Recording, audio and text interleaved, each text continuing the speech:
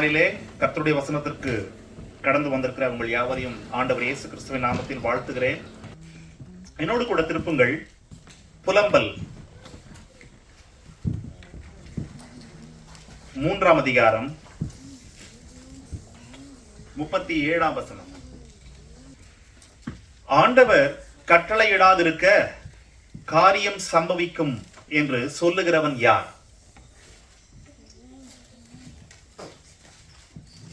ஆண்டவர் கட்டளையிடாதிருக்க காரியம் சம்பவிக்கும் என்று சொல்லுகிறவன் யார்? இந்த வசனத்தை சற்று மாற்றி சொல்வதாய் இருந்தால், ஆண்டவர் கட்டளையிட்டால் மட்டுமே காரியம் சம்பவிக்கும். இந்த வசனத்தை இப்படியும் எடுத்துக்கொள்ளலாம். ஆண்டவர் கட்டளையிட்டால் மட்டுமே காரியம் சம்பவிக்கும். பிரியமானவர்களே, இதை எழுதினது எரேமியா தீர்க்கதரிசி. இவர் எதை எழுதுகிறார் என்றால், இவர் கண்கள் பார்க்க எருசலேம் நகரம் அழிக்கப்பட்டது, எருசலேமினுடைய கோட்டை மதிர்ச்சுவர்கள் இடித்து தரமட்டமாக்கப்பட்டது, எருசலேம் தேவாலயம் தரைமட்டமாக்கப்பட்டது, எஞ்சியிருந்த காரியங்கள் சுட்டெரிக்கப்பட்டது. இவர் கண்கள் பார்க்க இஸ்ரவேல் மக்கள் கொல்லப்பட்டார்கள். யுத்த படை வீரர்களாகட்டும், சாதாரண பொது ஜனங்களாகட்டும், பெண்களாகட்டும், குழந்தைகளாகட்டும், எதிர்த்தவர்கள் எல்லாம் கொல்லப்பட்டார்கள். மிஞ்சி இருந்தவர்கள் சிறைகளாக கொண்டு போகப்பட்டார்கள் பாபிலோனுக்கு. அவிதமான காரியங்களை, எருசலேமுடைய அழிவு, தேவாலயத்தினுடைய அழிவு, மக்களுடைய அழிவு, இவைகள் எல்லாவற்றையும் பார்த்துவிட்டு அவர் சொல்லுகிறார், ஆண்டவர் கட்டளையிட்டால் மட்டுமே காரியம் சம்பவிக்கும். எந்த காரியம்? எருசலேமுடைய அழிவு, தேவாலயத்தினுடைய அழிவு, மக்களுடைய அழிவு, சிறை அனுப்பப்படுதல் என்கிற எல்லாமே.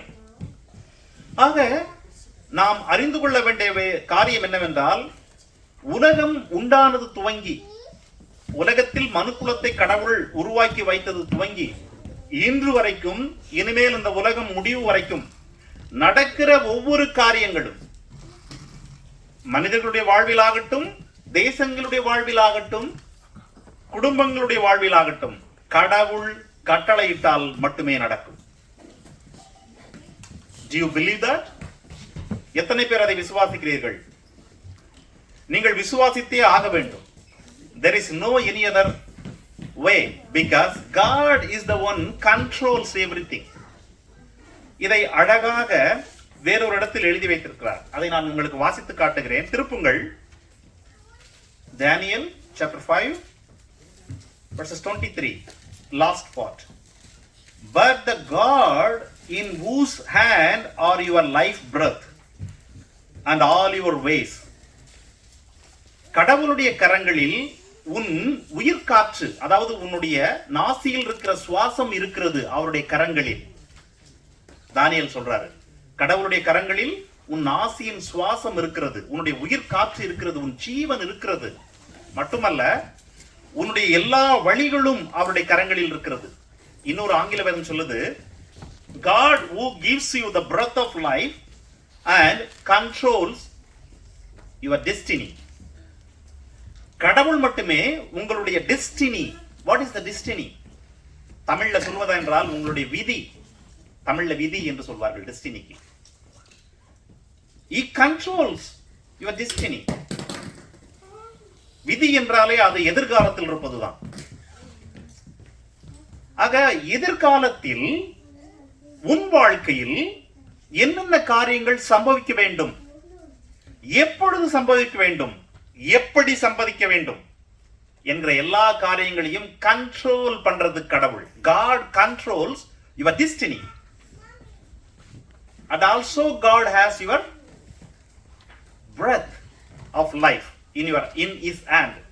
கடவுள் தன்னுடைய கரங்களில் உன்னுடைய சுவாசத்தையும் உன்னுடைய எதிர்காலத்தையும் அவர் கண்ட்ரோல் பண்றவரா இருக்கிறார். இதே விஷயத்தை இன்னொரு இடத்துல இன்னும் அழகாய் சங்கீதக்காரன் எழுதி வைத்திருக்கிறார். திருப்புங்கள் சங்கீதம் 31:15.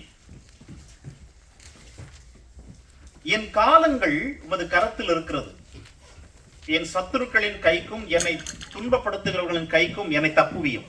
என் காலங்கள், மை காலங்கள் என்கிற வார்த்தையை ஆங்கில வேதம், குறிப்பாக த பேஷன் டிரான்ஸ்லேஷன் என்கிற பைபிள் எப்படி சொல்லுது, நான் எழுதி வச்சிருக்கிறேன். My life and my every movement and my destiny, it is all in your hand.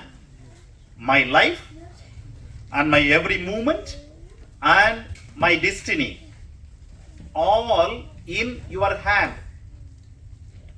பிரியமானவர்களே, இன்றைக்கு சாட்சி சொன்ன சாட்சியில் கூட பாருங்க, உங்களை விட திறமை வாய்ந்தவர்களாய் அநேக நர்ஸுங்க இந்தியாவில் இருக்கக்கூடும். உங்களோடு படித்த உங்கள் வகுப்பு தோழிகள் தோழர்களே இருக்கக்கூடும். உங்கள் துறைகளிலே உங்களை விட நல்லா படிச்சவங்க, உங்களுக்கு ஈக்குவலா படிச்சவங்க, அவர்களில் அநேகர் இன்றைக்கு இவ்விதமான வாய்ப்பை பெறவில்லை. அதனால் நீங்கள் பெற்றிருக்கிறீர்கள். இந்த தேசத்தில் இருக்கிறீங்க, இதை போல பல்வேறு தேசங்கள் அநேக மக்கள் இருக்கிறார்கள். எப்படி நடந்தது இதெல்லாம்? Your life and your every movement and in your destiny, all in God's hand. நம்ம சக வயது உள்ளவர்களிலே, நமது நண்பர்களே, நம்ம கூட படிச்சவங்கள, நம்ம குடும்பத்துல அநேகர் இன்றைக்கு உயிரோடு இல்லை. எப்படி நாம் இருக்கிறோம்? இன்னமும் நம்மளுடைய சுவாசம் கடவுளுடைய கரங்களில் இருக்கிறது. நம்மளுடைய சுவாசம் கடவுளுடைய கரங்களில் இருக்கிறது. ஆகவே நாம் ஜீவித்துக் கொண்டிருக்கிறோம்.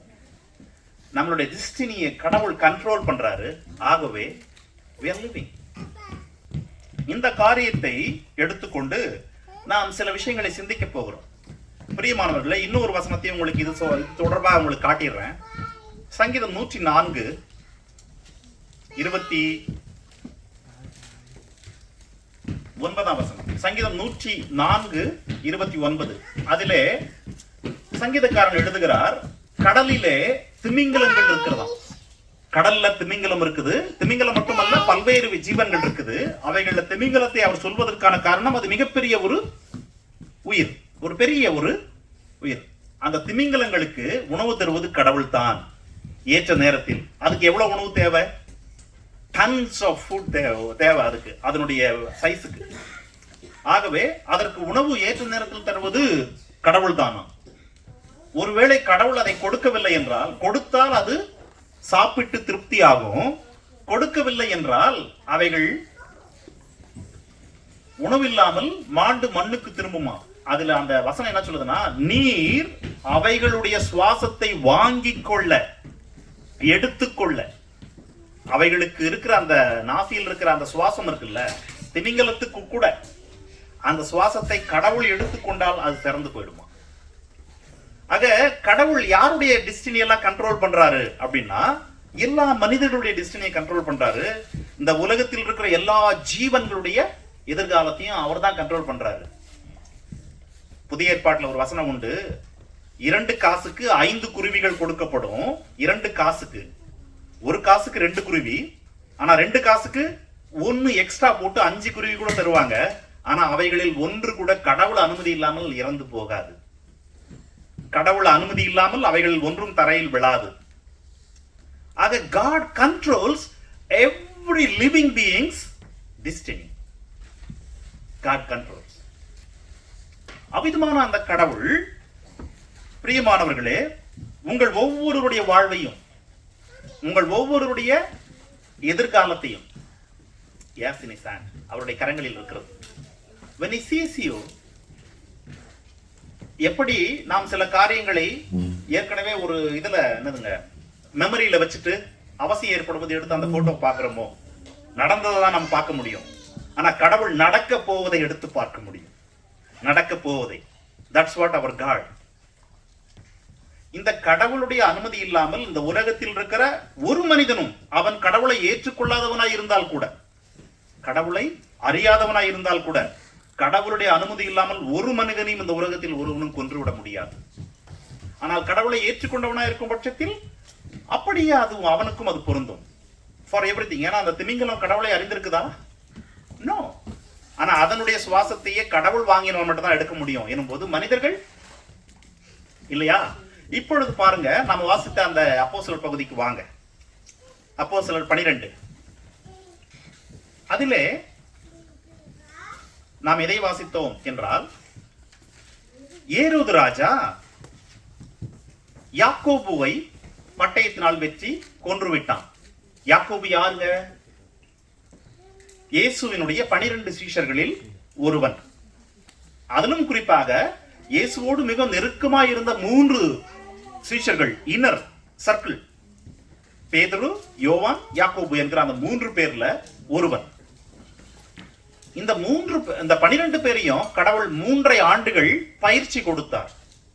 பரலோக ராஜ்யத்தினுடைய எல்லா விதமான உபதேசங்களையும் கொடுத்து, இயேசு தாம் ஒவ்வொரு சூழலையும் எப்படி கடந்து போனார், பிதாவை சார்ந்து கொண்டு பிதாவுக்கு கீழ்ப்படிந்து என்பதை அவர்களுக்கு வாழ்ந்து காட்டி இவர்களை உருவாக்கினார் சீஷர்களாய். எதற்கு என்றால், இயேசுவுக்கு பின்பு இவர்கள் உலகம் முழுவதும் போய் வசனத்தை அறிவிக்க வேண்டும். அப்படி உருவாக்கிவிட்டு அவர்கள் வசனத்தை அறிவிக்க துவங்கின சில வருடங்களிலேயே அவர்களில் மிக முக்கியமானவனாகிய ஒருவனை ஏரோது அரசன் பட்டயத்தினால் வெற்றி கொன்று விடுகிறான். நம்ம ஏற்கனவே என்ன பார்த்தோம்? God controls everyone's destiny. அப்போ இந்த யாக்கோபு இயேசுவால் பயிற்றுவிக்கப்பட்டு வந்த ஒரு சீஷன், அப்போஸ்தலன். ஆனால் பேதுரு அவனை ஏரோது அரசன் சர்வசாதாரணமாக பட்டயத்தினால் வெட்டி கொன்று விடும்படி கடவுள் அனுமதித்திருக்கிறார். ஆனா அதே அதிகாரம் சொல்லுகிறது, அந்த ஏரோது அரசன் இந்த சம்பவத்தை மக்கள் மகிழ்ச்சியாய் எடுத்துக்கொண்டார்கள் என்று கண்டு பேதுருவை கைது செய்து சிறையில் அடைக்கிறான். அவனையும் கொல்வதற்கான நாள் குறித்து பண்டிகைக்கு பின்பு கொன்று விடலாம் என்று சொல்லி கைது செய்கிறான், சிறையில் அடைக்கிறான். என்ன நடக்கிறது என்றால், கர்த்தருடைய தூதன் வந்தான், அவனை தட்டி எழுப்பினான். சங்கிலிகள் கலண்டது, உன் பாதரட்சியை போட்டுக்கொள், உன் மேலாடையை போர்த்திக்கொள், என்னை பின்தொடர்ந்து வா என்று சொல்லி அழைத்து கொண்டு போய் அவனை தப்பு வைத்து விடுகிறான். சிறைச்சாலையிலிருந்து வெளியே வந்தவுடன் தூதன் விட்டு போய் விடுகிறான். பேதுரு நினைவுக்கு வருகிறார். என்ன நினைவுக்கு வருகிறார்னா, கடவுள் ஏரோதின் கைக்கும் யூத ஜனங்களுடைய எண்ணங்களுக்கும் என்னை விடுதலையாக்கும்படி தூதனை அனுப்பினார். இப்போ நல்லா ஒரு கேள்வி கேளுங்க. கடவுளுக்கு பேதுரு மிக முக்கியம், யாக்கோபு முக்கியம் இல்லையா? இருவருமே இயேசுவால் பயிற்றுவிக்கப்பட்டவர்கள். இருவருமே இயேசுவினுடைய வார்த்தைகளை இந்த உலகம் முழுவதுக்கு கொண்டு போக வேண்டியவர்கள்.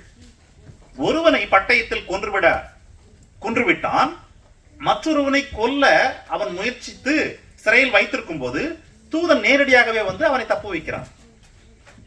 நாம் இதிலிருந்து என்ன எடுத்துக்கொள்ள முடியும்? பிரியமானவர்களே, I want to tell you one thing.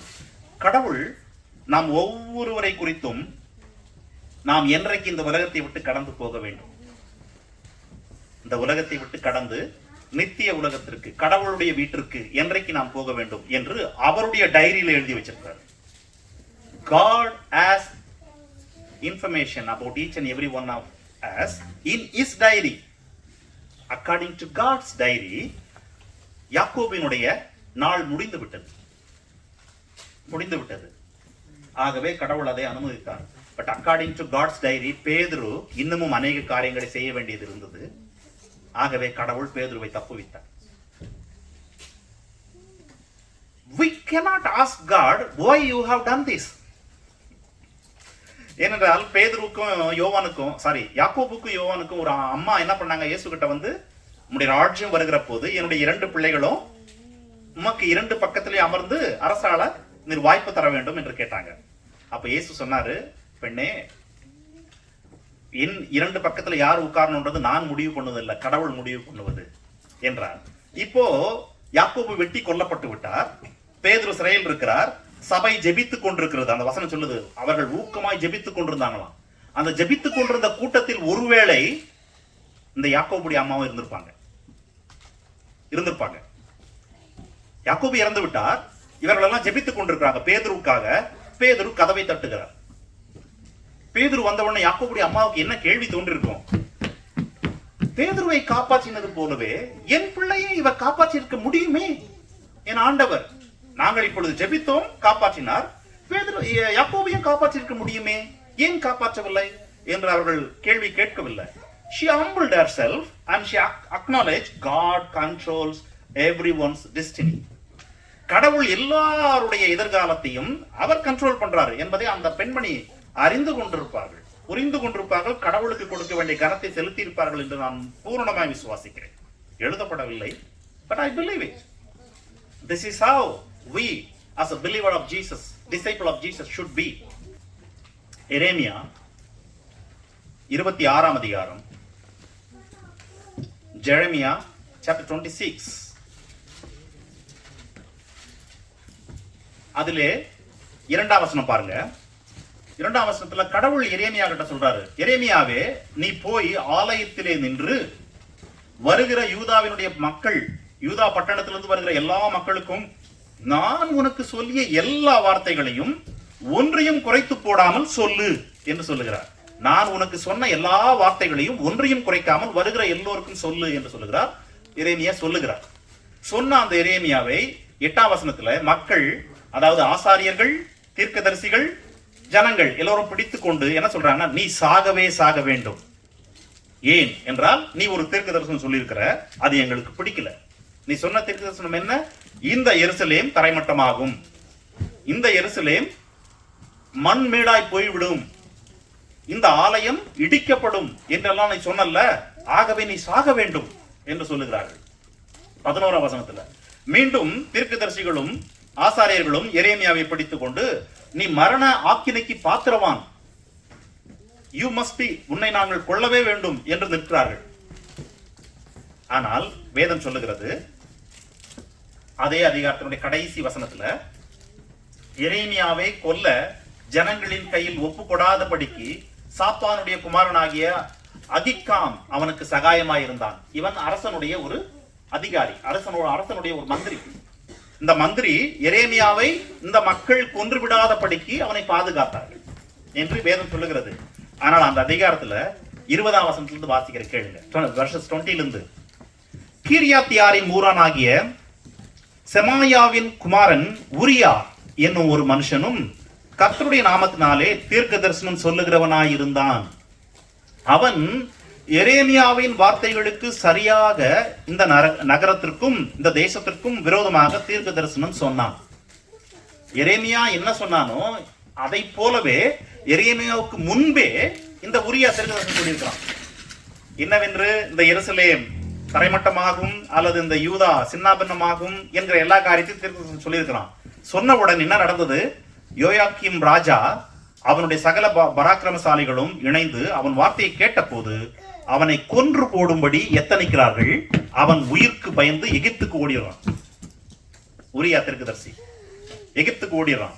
ஆனா பாருங்க, யோயாக்கீம் அரசன் ஒரு படையை, அதாவது தன்னுடைய அதிகாரி அக்போரின் குமாரனாகிய எல்நாத்து மற்றும் அவனோடு கூட வேறு சில பேர்களை எகிப்து வரைக்கும் அனுப்பி எகிப்திலிருந்து அவனை கொண்டு வந்து இஸ்ரேல் தேசத்துக்கு கொண்டு வந்து அவனை வெட்டி அவனுடைய உடலை எரிந்து விட்டான். யாரவ? உரியா தீர்க்கதரிசியவ. என்ன தீர்க்கதரிசனம் சொன்னா? எருசலேம் மண்மேடா போகும், யூதா மண்மேடா போகும், சின்னாபன்னம் ஆயிடும் என்று அவனை கொன்னுட்டான். இத்தனைக்கு எகிப்து வரைக்கும் ஓடி போன அவனை. ஆனா அதே வார்த்தைகளை ஏறக்குறைய அவன் சமகாலத்தில் அல்லது அதே நாட்களில் எரேமியா தீர்க்கதரிசி சொல்றான். அவனை கொல்ல முடியல. They tried, but கொல்ல முடியல. கடவுள் சகாயமா இருந்தார். அப்போ கடவுள் எகிப்துக்கு ஓடி போன அவனுக்கு சகாயமா இருந்திருக்க வேண்டும் இல்லையா? ஏன்னா கடவுள் சொல்லிதான் அவனும் அதே வார்த்தைகளை சொல்லி இருக்கிறான். பாருங்க, he prophesied the same words. எரேமியாவும் உரியாவும் ஒரே வார்த்தைகளை சொன்னார்கள், ஒரே மக்கள் கூட்டத்திற்கு சொன்னார்கள், ஒரே அரசனுக்கு சொன்னார்கள். அங்கேயே இருக்கிற எரேமியாவை கொல்ல முடியவில்லை. எகிப்து வரைக்கும் ஓடி போன உரியாவை கொண்டு வந்து கொன்று விட்டார்கள். What it proves? God controls your destiny. அப்போஸ்தலர் 14 19 20. பின்பு அந்தியோக்கியாவிலும் இக்கோனியாவிலும் இருந்து சில யூதர்கள் வந்து ஜனங்களுக்கு போதனை செய்து பவுலை கல்லெறிந்து அவன் மரித்து போனான் என்று எண்ணி அவனை பட்டணத்திற்கு வெளியே இழுத்து கொண்டு போனார்கள். என்ன நடந்துச்சு? பவுலை கல்லெறிந்தார்கள். ஏன் கல்லெறிந்தார்கள் என்றால் அவனை கொல்ல வேண்டும் என்று கல்லெறிந்தார்கள். கல் எரிந்த பின்பு அவர்கள் பார்க்கும்போது அவன் மரித்து போனவன் போல இருந்தான். அவனை கல்லெறிந்த இடத்திலிருந்து நகரத்திற்கு வெளியே இழுத்து கொண்டு போய் போட்டு வந்துட்டாங்க. இவன் இறந்து விட்டான் என்று விட்டு வந்துட்டாங்க. வேதம் சொல்லுகிறது, அவர்கள் எல்லாம் போன பின்பு சீசர்கள் அவனை சூழ்ந்து நிற்கையில் அவன் எழுந்து மீண்டும் பட்டணத்திற்கு வந்துட்டான். பிரியமானவர்களே, கல் எறிவது என்பதே கொல்வதற்காகத்தான். அதை நல்லா புரிஞ்சுக்கோங்க. கல் எறிவதே கொல்வதற்காகத்தான். கல் எறிந்தார்கள். அந்த கல்லு அவன் தலை, முகம், உடல் எல்லா இடத்துலையும் பட்டுச்சு. ஆகவே அவன் மயங்கி விழுந்தான். ரத்தம் உடலிலிருந்து பீறி போனது. இறந்து விட்டான் என்று இழுத்து கொண்டு போய் போட்டு போயிட்டாங்க. அவன் எழுந்து விட்டான். இதே அப்போஸ்தலர் 7ஆம் அதிகாரம் திருப்புங்க. இதே அப்போஸ்தலர் 7 அதிலே 54ஆம் வசனம் பாருங்க. இவைகளை அவர்கள் கேட்டபோது மூர்க்கமடைந்து அவனை பார்த்து பல்லை கடித்தார்கள். அப்படி 57ஆம் வசனம். அவன் மேல் பாய்ந்தார்கள். 58ஆம் வசனம். அவனை நகரத்திற்கு புறம்பே தள்ளி அவன் மீது கல் எறிந்தார்கள். அவன் மரித்து போனான். பிரியமானவர்களே, இவனையும் கொல்ல வேண்டும் என்றுதான் நகரத்துக்கு வெளியே எடுத்துட்டு போறாங்க. கல் அடிக்கிறாங்க. அவன் மரித்து போகிறான். ஆனால் அவனையும் கொல்ல வேண்டும் என்றுதான் கல்லெறிந்தார்கள். எரிந்து விட்டு இழுத்து கொண்டு போய் போட்டாங்க. அவன் எழுந்து விட்டான். How it is happen? God controls both of this. ஸ்தேவானுடைய பவுலுடைய இருவரையோ அவர்களுடைய டெஸ்டினியை கடவுள் கண்ட்ரோல் பண்றார். God controls. In God's diary, Stefan's purpose was finished. In fact, ஸ்தேவானுடைய சம்பவம் நடந்ததனால்தான் பவுல் மனம் திரும்பினான். காரணம், அங்க சவுல் தான் வந்து ஸ்தேவானுடைய வஸ்திரங்களை வைத்து, கல் எறிகிறவருடைய வஸ்திரத்தை வைத்துக் கொண்டிருந்தவன். கல் எறிகிற மக்களுடைய வஸ்திரத்தை வைத்துக் கொண்டு சவுல் பார்த்து கொண்டிருக்கிறான். அவனோ கல் எறியப்படுகிற போது கடவுளிடத்தில் ஜெபிக்கிறான். என்னவென்று ஜெபிக்கிறான்? ஆண்டவரே, இந்த பழி, இந்த இரத்த பழியை இவர்கள் மீது சுமத்தாதிரும். நான் இப்பொழுது மரிக்க போகிறேன், ரத்தம் சிந்த போகிறது. பழைய ஏற்பாட்டில் வசனம் உண்டு, ரத்தத்திற்கு ரத்தம் தான், ஒருவனும் ரத்தத்தை சிந்தக்கூடாது என்று. ஆகவே ரத்தம் சிந்தினால் அது ஒரு பழி. ஆகவே இவன் ஜெபிக்கிறான், என் ரத்தத்திற்கு இவர்கள் மீது பழி சுமக்க வேண்டாம் ஆண்டவரே என்று ஜெபிக்கிறான். இதே போல ஒரு ஜெபத்தை ஏற்கனவே ஒருத்தர் ஏறெடுத்திருக்காங்க. யாரு? இயேசு கிறிஸ்து சிலுவையில ஏறெடுத்தார். இவர்களை மன்னியும், இவர்கள் செய்வது இன்னது என்று அவர்களுக்கு தெரியவில்லை என்று சொல்லி அதை பார்த்த அந்த நூற்றுக்கு அதிபதி என்ன சொன்னா? மெய்யாகவே இவர் தேவனுடைய குமாரன் என்று அவன் மனம் திரும்பினான். ஆகவே ஸ்தேவான் கொல்லப்படும் போது அவன் ஜெபிக்கிறான், இவர்கள் என் ரத்த பழியை இவர்கள் மீது சுமத்தாதிருங்க. அதை பார்த்த சவுல் உடைய மனசாட்சி குத்த ஆரம்பிக்கிறது. தன் ஜீவனே போகும்போது கூட தன் ஜீவனை எடுக்கிறவர்களை மன்னிக்க முடிகிறது ஒருவனால், அவர்களுக்காக ஜெபிக்க முடிகிறது என்றால், ஒருவேளை இந்த மார்க்கம் உண்மையானதாக இருக்குமோ என்ற கேள்வி அந்த வினாடியில் அவனுக்குள் போடப்படுகிறது. அன்று துவங்கி அவனுடைய மனசாட்சி குத்துது. ஃபைனலா தமஸ்குக்கு போக வழியில ஆண்டவர் சொல்றாரு, எத்தனை நாள் இன்னும் நீ முள்ளில் குத்தி கொண்டிருப்பாய், எத்தனை நாள் இன்னும் நீ முள்ளில் உதைத்துக் கொண்டிருப்பாய், அது உனக்கு கடினம் என்று சொன்னவுடன் மனம் திரும்புகிறான். ஆக பவுல் மனம் திரும்புவதற்கான விதை ஸ்தேவானுடைய ரத்தம் சிந்ததில் இருக்குது. ஆக கடவுள் ஏன் ஸ்தேவானை அனுமதித்தார், பவுலை அனுமதிக்கவில்லை? ஸ்தேவானுடைய பர்பஸ் முடிஞ்சு போச்சு, பவுலுடைய பர்பஸ் இன்னும் முடியல. அவன் அநேக காரியங்கள் இன்னும் செய்ய வேண்டியது இருந்தது.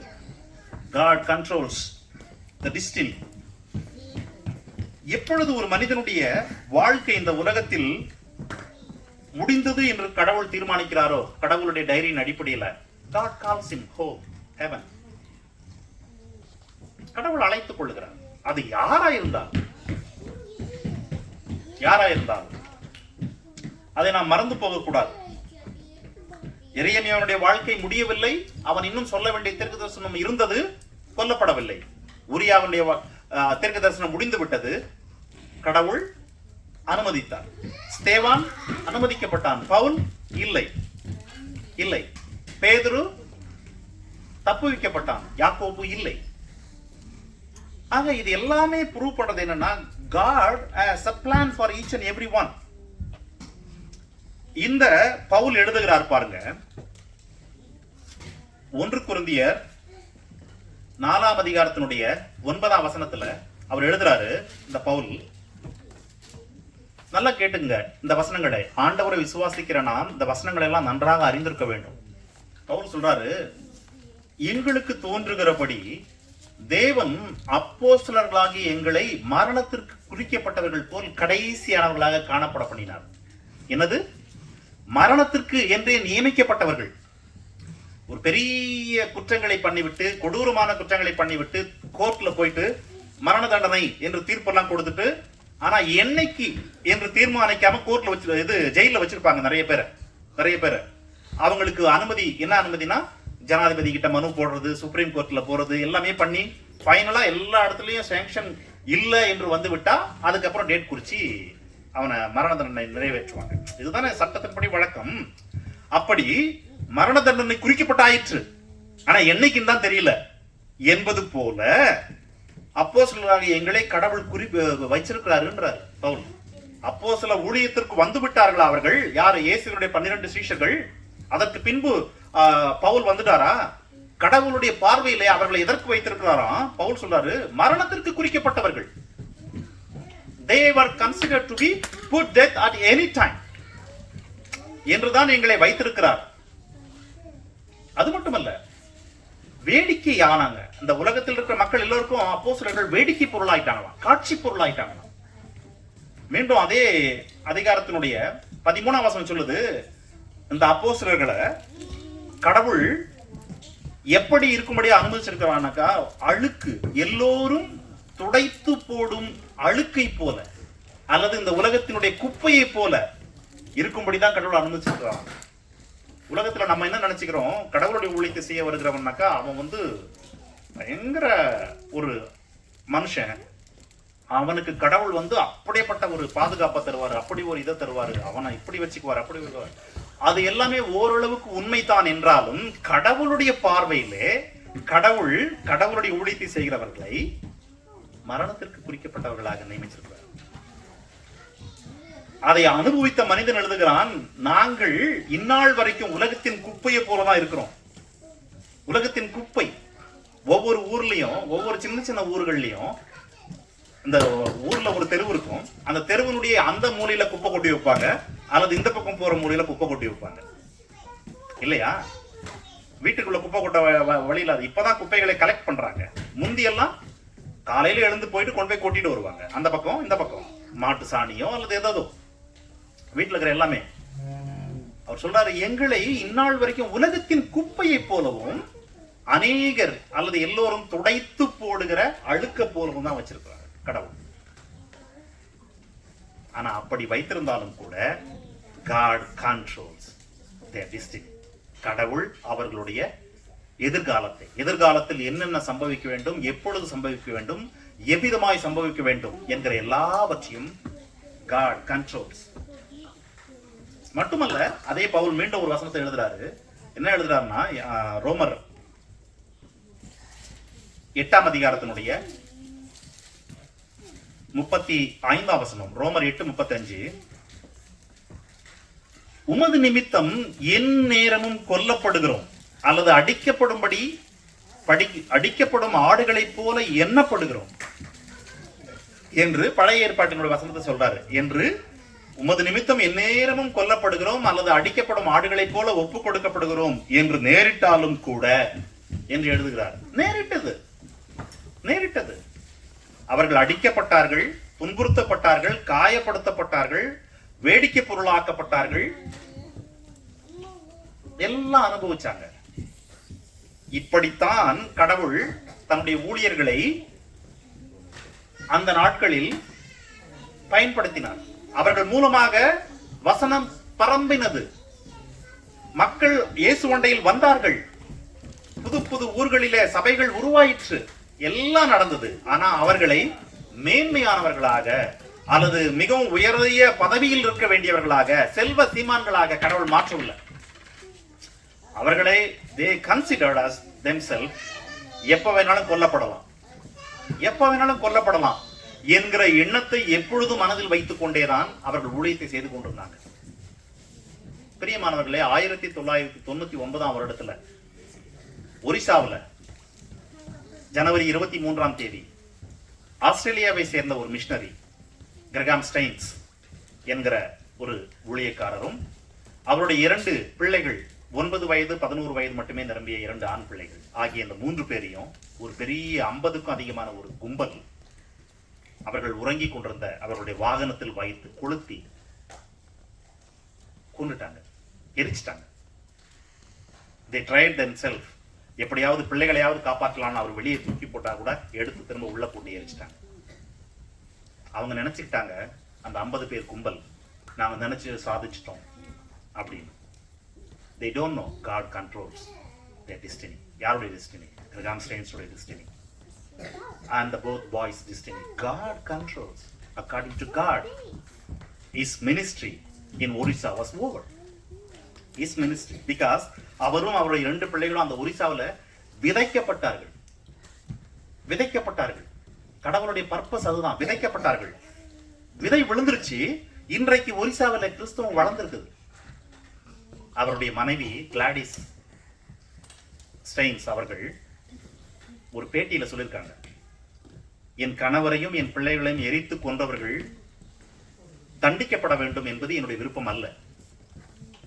என்னுடைய வாஞ்சை என்ன என்றால் அவர்கள் மனம் திரும்ப வேண்டும், அவருடைய வாழ்வு மறுசீராக்கப்பட வேண்டும். That's all. I want to forgive them. ஸ்தேவான் என்ன சொன்னா? ரத்த பழி அவர்கள் சுமத்தார். இயேசு என்ன சொன்னாரு? மன்னியும். கிளாடிஸ் ஸ்டைன்ஸ் தான் சொன்னாங்க. பிரியமானவர்களே, மார்ச் 25ஆம் தேதி ஆந்திராவில் ராஜமுந்திரி என்கிறதான இடத்துல பிரவீன் பகடலா என்கிறதான ஒரு கடவுளுடைய ஊழியக்காரர், 45 வயது தான் அவருக்கு, 45 இயர்ஸ். அவர் ஒரு கூட்டத்திற்கு, ஒரு கன்வென்ஷனுக்கு தன்னுடைய மோட்டார் சைக்கிள்ல போயிருக்கிறார். போன ஒரு கூட்டத்திற்கு போய் சேரல. மறுநாள் காலையில ராஜமுந்திரி என்கிறதான ஒரு இடத்துல அவர் இறந்து போனவராக இருக்கிறார். அவருடைய சரீரத்தின் மீது அவருடைய மோட்டார் சைக்கிள் இருக்குது, அவருடைய உடல்ல காயங்கள் இருக்குது, அவருடைய சரீரத்தின் மேல அவருடைய சட்டையின் மேல ஷூ தடம் இருக்குது. இப்படிப்பட்ட சூழல் இருக்குது. போலீஸ் என்ன சொல்றாங்கன்னா ஆக்சிடென்ட். ஆந்திரா தெலுங்கானா பகுதியில் இருக்க கிறிஸ்தவர்கள் 1 லட்சத்துக்கு அதிகமான மக்கள் அவருடைய ஃபுனரல்ல கலந்துகிட்டு அவர்கள் எழுப்பின குரல் ஒரு முழுமையான விசாரணையை, நியாயமான நேர்மையான விசாரணை செய்கிறோம் என்று அரசு இப்பொழுது ஒத்துக்கொண்டு செய்து கொண்டிருக்கிறது. அவர் எப்படி இருந்தார் நமக்கு இப்பொழுதுக்கு தெரியாது. ஆனால் அவரோடு இருந்த வாழ்ந்த மக்கள், அவருடைய குடும்பம், அவருடைய ஆந்திராவுடைய கிறிஸ்தவ மக்கள் எல்லோருமே அவருடைய விசுவாசத்திற்காக கொல்லப்பட்டார், அவருடைய ஊழியத்திற்காக திட்டமிட்டு கொல்லப்பட்டார் என்று கருதுகிறார்கள். பிரியமானவர்களே, அவருடைய மனைவி ஜெசிகா பகடலா அவங்க அந்த ஃபுனரல்ல பேசுறாங்க, we are here to not take revenge. We are here to preach and teach his kingdom. We are here to forgive. அந்த வார்த்தைகளை கேட்கும்போது ஆண்டவருடைய நாமம் எவ்வளவு மகிமைப்பட்டிருக்கும் தெரியுமா? நான் இந்த செய்தியின் வழியாக அவர்களுடைய குடும்பத்திற்கு சொல்லுகிறேன், அவருடைய ஆதரவாளர்களுக்கு சொல்லுகிறேன், God controls everyone's destiny. கடவுள் ஒவ்வொருவருடைய எதிர்காலத்தையும் அவர் கண்ட்ரோல் பண்றார். இப்பொழுது ஆந்திராவில் அந்த பிரவீன் பகடலா என்கிறவர் கொல்லப்பட்டிருக்கிறார் இல்லையா, அல்லது இறந்து போயிருக்கிறார் இல்லையா? ஒருவேளை அவரை கொன்றிருப்பார்கள் மனிதர்கள் வெறுப்பினாலே என்றால் they don't know அவர் இப்பொழுது விதைக்கப்பட்டிருக்கிறார் என்று. எப்பொழுதுமே ஒரு அழகான வாசனை தரக்கூடிய பொருட்கள் இருக்கிற, நறுமணம் தரக்கூடிய பொருட்கள் இருக்குல்ல, அவைகள் இடிக்கப்பட்டால் தான் வாசனை அதிகமா வரும். அதை இடிக்க தான் வாசனை அதிகமா வரும். இடிக்க தான் கொட்டையிலிருந்து எண்ணெய் வெளியே வரும். இடிக்காம வச்சிருக்கிற வரைக்கும் அது அப்படியே தான் இருக்கும். அவர் ஊழியம் செய்து கொண்டிருந்தார், கடவுளுடைய நாமம் பரவி கொண்டிருந்தது. ஒரிசாவில் அவர் செய்துட்டு இருந்தப்பையும் சரி, ஆந்திராவில் இவர் செய்துட்டு இருந்தப்பையும் சரி, when they were crushed, when they were put to death, then அவர்களுடைய அந்த வாழ்க்கை இடிக்கப்பட்டதனாலே now it will spread very numerously. உலகம் முழுவதும் இருக்கிற கிறிஸ்தவர்கள் இந்த காரியத்திலே இப்பொழுது நாங்கள் ரிவெஞ்ச் எடுக்க இல்லை என்ற அந்த சகோதரி சொன்ன வார்த்தையை கேட்டு நாங்கள் மன்னிக்கவும், நாங்கள் ஆண்டவருடைய ராஜ்யத்தை அறிவிக்க மட்டுமே இருக்கிறோம் என்று சொல்லிவிட்டு அந்த அம்மா சொல்றாங்க, ஜெசிகா சிஸ்டர், அவங்க பகடலா was a very humble man and he forgives everyone. ஆகவே we forgive everyone என்று சொல்றாங்க. that is the thing. ஆகவே பிரியமானவர்களே, எரேமியாவாகட்டும், உரியாவாகட்டும், யாக்கோபாகட்டும், பேதுருவாகட்டும், ஸ்தேவான் ஆகட்டும், பவுல் ஆகட்டும், கிராண்ட் செயின்ஸ் ஆகட்டும், பகடலா பிரவீன் ஆகட்டும், ஸ்தேவான் துவங்கி இன்று வரைக்கும் கோடிக்கணக்கான மக்கள் தங்களுடைய ஜீவனை இந்த சுவிசேஷ பணிக்காக இழந்திருக்கிறார்கள், கொல்லப்பட்டிருக்கிறார்கள், சித்திரவதைகளை அனுபவித்திருக்கிறார்கள். But God controls everyone's destiny. கடவுள் தான் இது எல்லாவற்றையும் திட்டமிட்டு செய்து கொண்டிருக்கிறார்.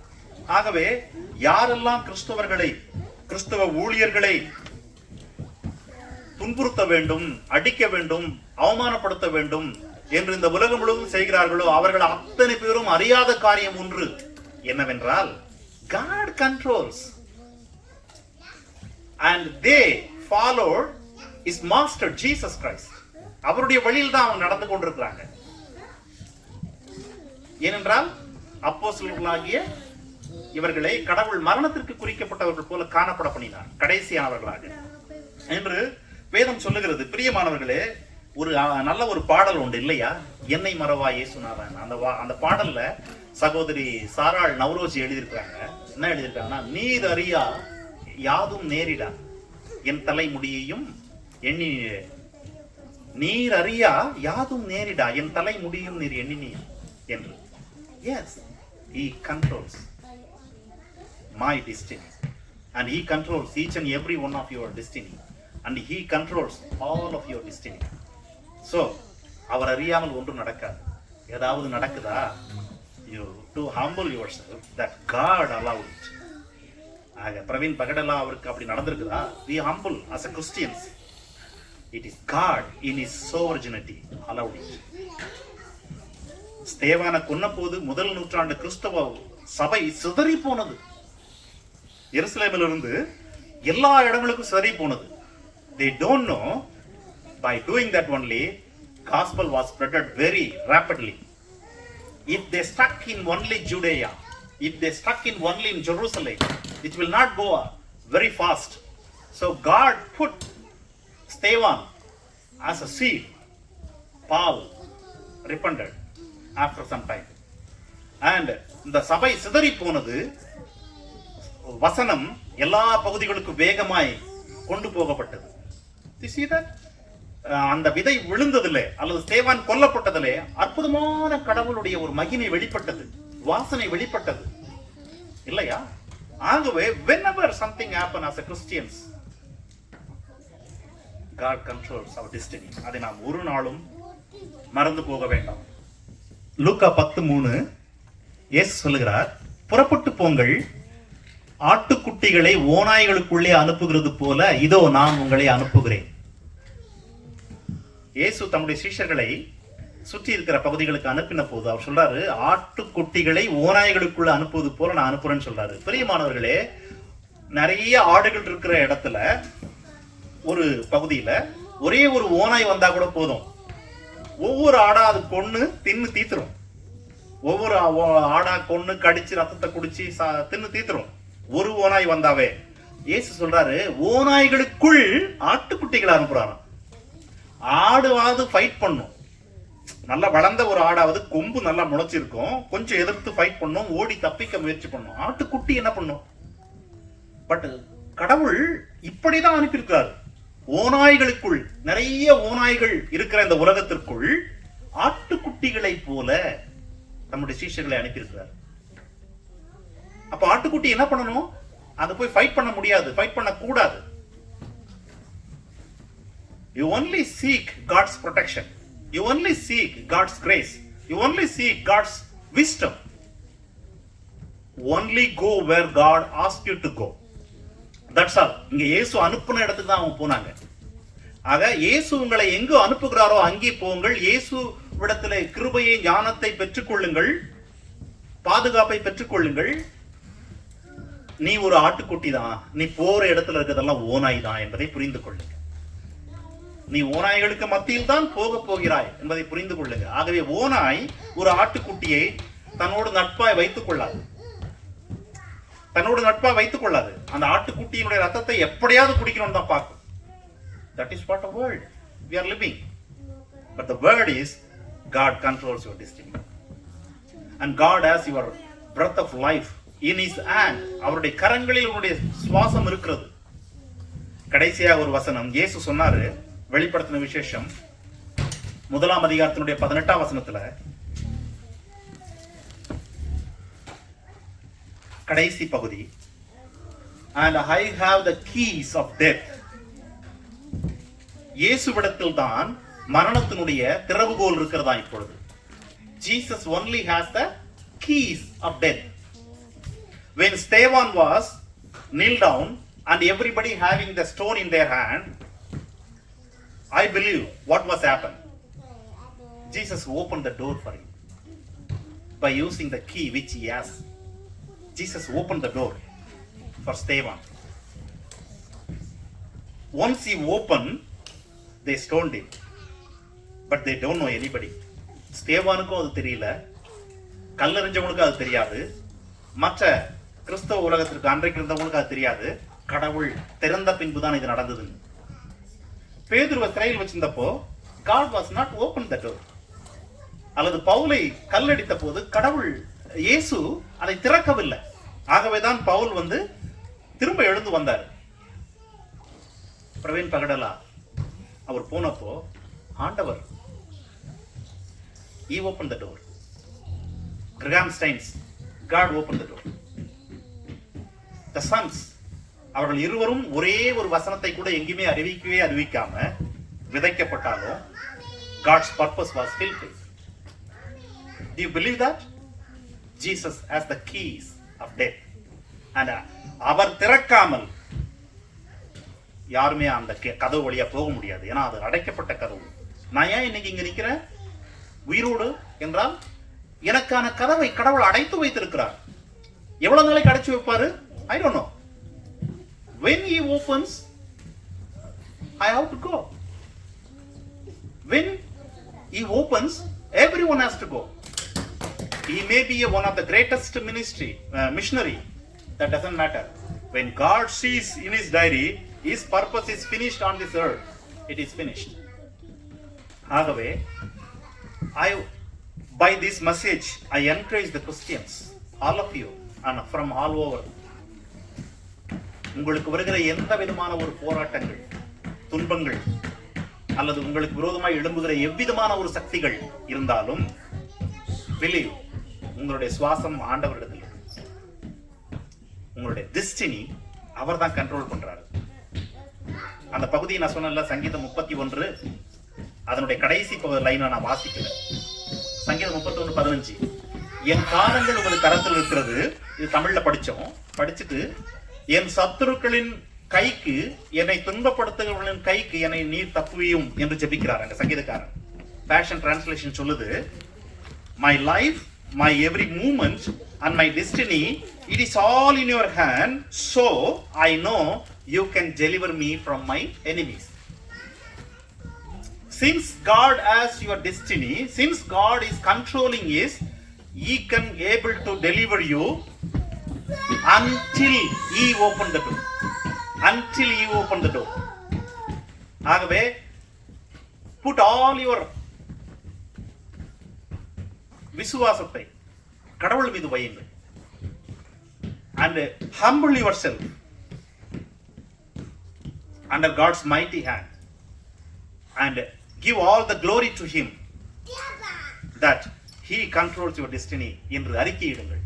அறிக்கையிட்டு கடவுளுக்கான மகிமை செலுத்துங்கள். நான் துவங்கின வசனத்திற்கு வருகிறேன். புலம்பர் 3:37, கடவுள் கட்டளையிட்டால் மட்டுமே காரியம் சம்பவிக்கும். கடவுள் கட்டளையிட்டால் மட்டுமே சம்பவிக்கும். ஆனால் கடவுள் கட்டளையிடுவது மனிதர்களுக்கு யாருக்கும் தெரியாது. But it happen. அப்படிதான் இந்த உலகத்தில் சம்பவங்கள் நடந்து கொண்டிருக்கிறது, உங்கள் வாழ்க்கையில் நடந்து கொண்டிருக்கிறது. Take this word to your heart, believe it and honor God. Give all the glory to God. May God bless you. நாம் கண்களை மூடி ஜெபிப்போம்.